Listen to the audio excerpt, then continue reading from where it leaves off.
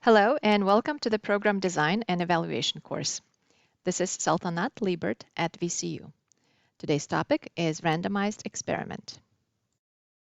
Let's make sure that we're all clear on the terminology.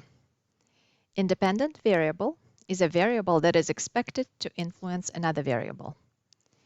Dependent variable is the variable that can change depending on the influence of independent variables. Dependent variable is usually the program outcome that we're studying. For example, let's say that we're studying what interventions would be effective in decreasing the rate of smoking. Two major interventions that have been implemented is increasing the tax rate on tobacco products and launching public health campaigns to discourage people from smoking. Tobacco excise taxes, indoor smoking ban, and public health campaigns are all independent variables. The rate of smoking among the population is the dependent variable. Another term we often hear in evaluation research is causation. What is causation and why is it important? In order to solve social problems, we need to know what causes them. There is a causal explanation when we can demonstrate that independent variables produce a change in a dependent variable. In the earlier example, our dependent variable is the rate of smoking. In studying the effectiveness of smoking prevention programs, we would need to show that independent variables, which in this example are tobacco excise taxes, ban on indoor smoking, and public health campaigns, in combination, cause a reduction in the percentage of Americans who smoke. We often hear the terms correlation and causation used interchangeably and being generally confused. What is the difference? Social scientists have observed that when ice cream sales increase, the rate of homicides also increases. These two variables are correlated, but it's a statistical coincidence. A variable that is relevant here is the weather. Warmer weather leads to higher rates of violent crime, so this is a relationship where we can prove causation. Correlation among two variables that are not logically related to each other is referred to as spurious correlation. Spurious relationship is a relationship between two variables that's caused by a variation in the third variable. In this example that I used earlier, ice cream sales are correlated with higher violent crimes, but the third lurking variable there is the warm weather.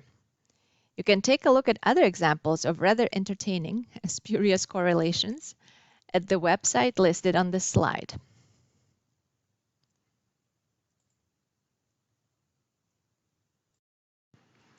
In case the text is not legible on this cartoon, the kid says, "I wish they didn't turn on the seatbelt signs so much. Every time they do, it gets bumpy." So what is the lurking variable in this situation?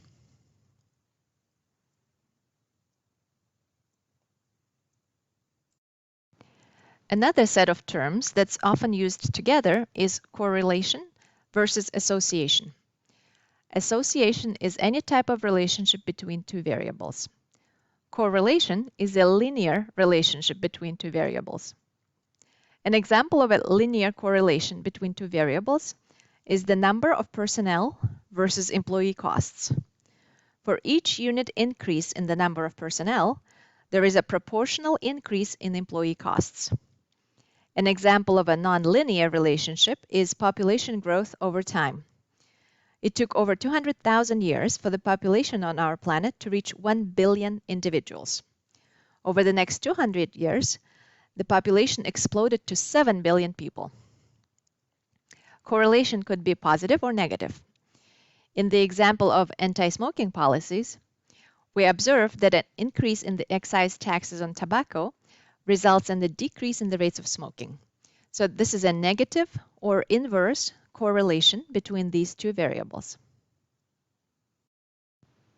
On this slide, you see a big picture view of the research process involved in program evaluation. This process is very similar to social science research. A rough outline is that we start with a definition of a focus of the evaluation. We then specify evaluation questions. The next step is conceptualization, specifying what we mean by a term that is the focus of our study. We then operationalize key variables. This means defining how each concept is measured and observed. The next step is selecting the methodology. It could be quantitative, qualitative, or mixed method. In terms of the evaluation design, there are three broad categories: experimental design, non-experimental design, and quasi-experimental design. The next step is to decide which sampling method to use. The next step is data collection, which is followed by analysis of the data that was collected. The next step in the research process for an evaluation is to write up the findings in the form of an evaluation report. And the final step is dissemination of the research findings and encouragement of its use. So today's lecture will focus on experimental design. The best way to prove causality, that independent variables cause a change in a dependent variable, is through randomized experiments. In randomized experiments, there are at least two groups: a participant group and a control group. Participant group is also referred to as treatment group, as in a group that receives treatment or an intervention. Randomization is a technical procedure to ensure that the control group and program groups are comparable to each other. Key features of true experiments include, first, that there should be at least two groups. One is experimental or treatment group, and the other is a control group. You could have two or more experimental groups in which these groups receive different interventions. For example, if this is a drug trial, experimental groups could receive different doses of a medicine that's being tested. Another feature of a true experiment is that assignment to groups is random. And the third feature of a true experimental design is that a researcher or evaluator can change the treatment or intervention given to the experimental group.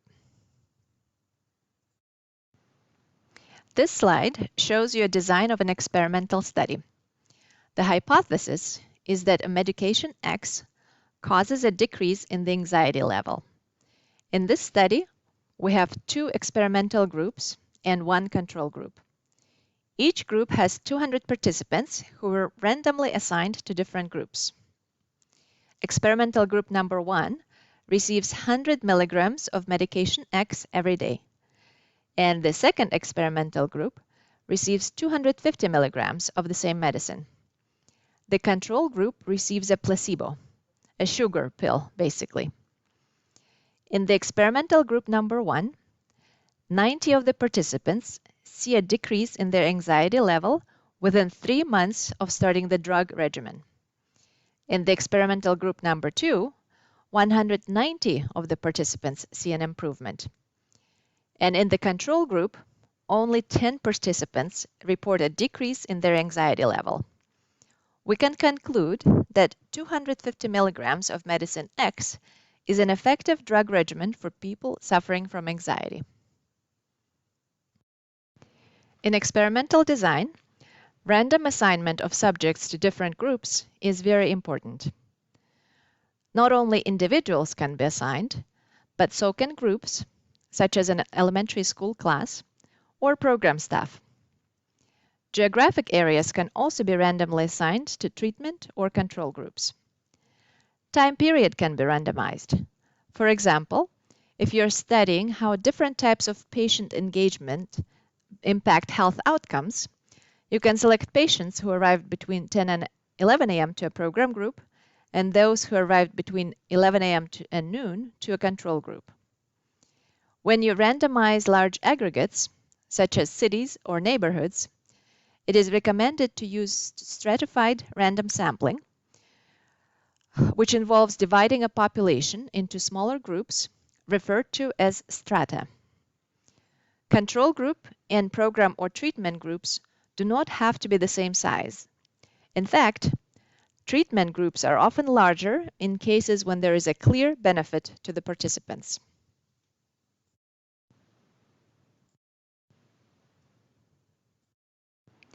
Methods of random assignment could include random selection through a random number generator, a system that generates random numbers. Randomly selecting the first unit, and then every nth number, for example, every ninth number, is also a way of randomly assigning study participants to control group and the treatment group. You could also roll the dice or use lottery-like selection. In any type of a research project, the issue of validity is important. Internal validity of a study or evaluation has to do with the degree of confidence that the causal relationship you are testing is logical and not influenced by lurking variables. External validity has to do with whether or not the results of the evaluation can be generalized to other groups.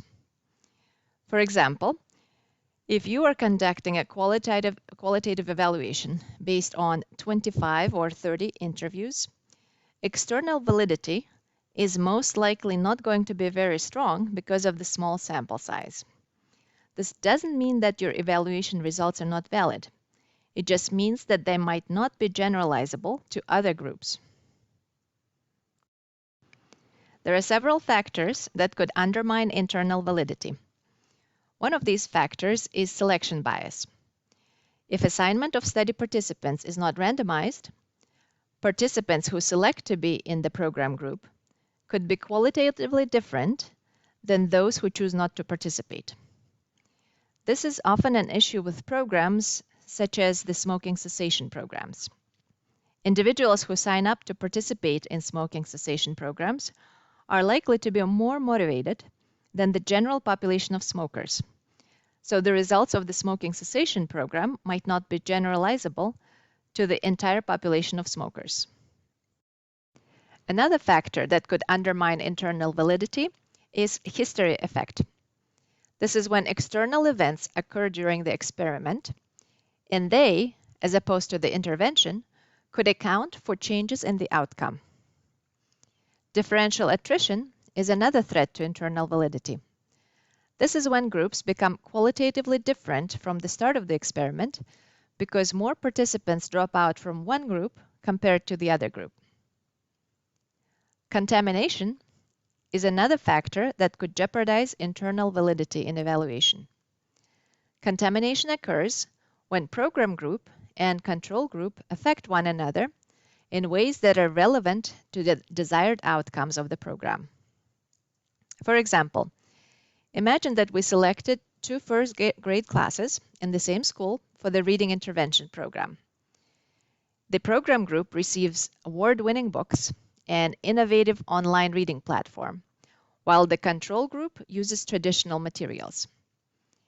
If the program group participants end up sharing books and access to the reading platforms with the control group, a contamination would occur. To prevent this from happening, it would make sense to select first-grade classes located in different schools and geographically separated enough that it would be unlikely that they would interact with each other after school. The next threat to internal validity is expectancies of experimental staff. This is when staff can't hide the enthusiasm about a program, as opposed to the placebo, that the study participants catch on and they react appropriately. And the final factor that could undermine internal validity is the Hawthorne effect. It happens when the treatment group changes their normal behavior because they are being studied. This is the end of the lecture on randomized experimental design in program evaluation. Thank you for listening and take care.